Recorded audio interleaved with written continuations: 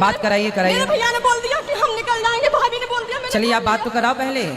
जय गुरु जी। क्या नाम है? विनोद। विनोद जी। तो आप अपनी पत्नी को मार 11 साल से तबीयत खराब रहती थी, हाँ। मानसिक रोग, पर आज तो मैं बिल्कुल ठीक है? अब बिल्कुल खुश रही। अब मेरी शादी, रुक जा भैया, दो हाथ से कर लें। बोल दो।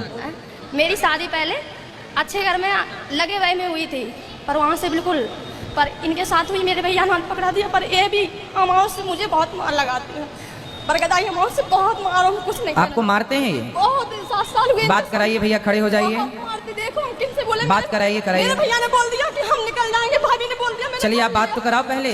बात कराओ भैया, खड़े हो जाइए। सब परिवार पहले लगा हुआ था, खड़े हो जाइए।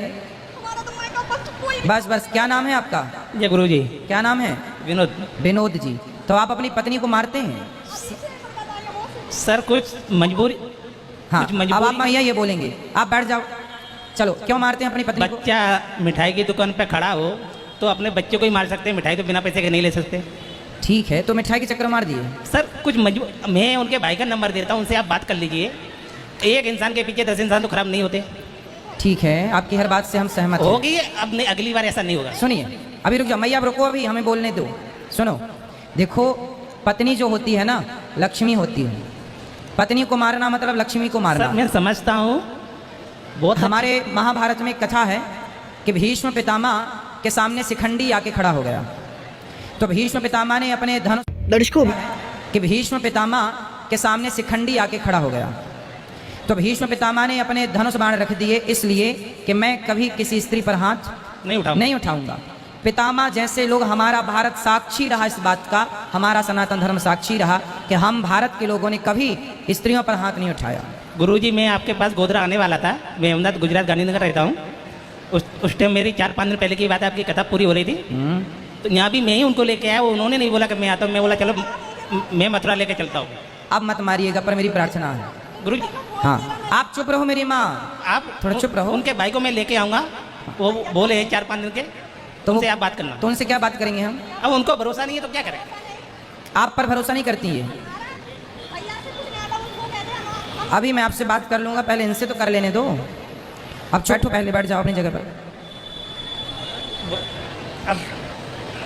अब इनको मारना मत, ठीक है? स्त्री पर हाथ नहीं उठाते गुरुजी। नहीं उठाना चाहिए। तो कितनी बार मारा आपने?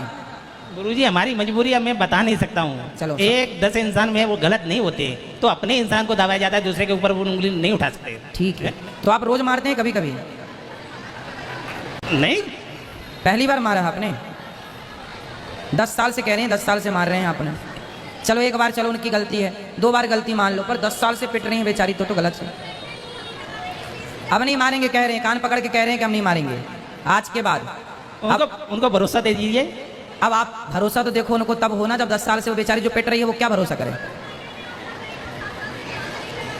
इसलिए अब आप तो हमें ये विश्वास दिलाओ कि आप नहीं मारेंगे। नहीं मारेंगे गुरुजी, है ना? और कुछ मत बोला करो। उनको बोलना कि वो अपने घर पे जाएं 2 दिन के लिए माता पिता के पास। तो आप उनको मायके भेजना चाहते हैं? लेके जाएंगे, लेके आएंगे। तो आप मायके लेके जाएंगे, फिर लेके आ जाएंगे। हाँ। तो मायके क्यों भेजना है? लेके जाएंगे, उनके पापा की तबीयत खराब है। अच्छा। मेरी आज भी बात हुई है, तो वो डर के मारी छोड़ आओगे, ऐसा थोड़ी होता है छोड़ के आएंगे। नहीं, क्यों छोड़ाएंगे? छोड़ाएं तो आ जाना, क्या दिक्कत है? पूछो तो सही। अरे हम क्या पूछे, वो बता ही नहीं रहे हैं कुछ। आपने इतना मारा, बेचारी डिप्रेशन में है। सर गुरुजी बस चलो अब ना मारना, बस मेरी प्रार्थना।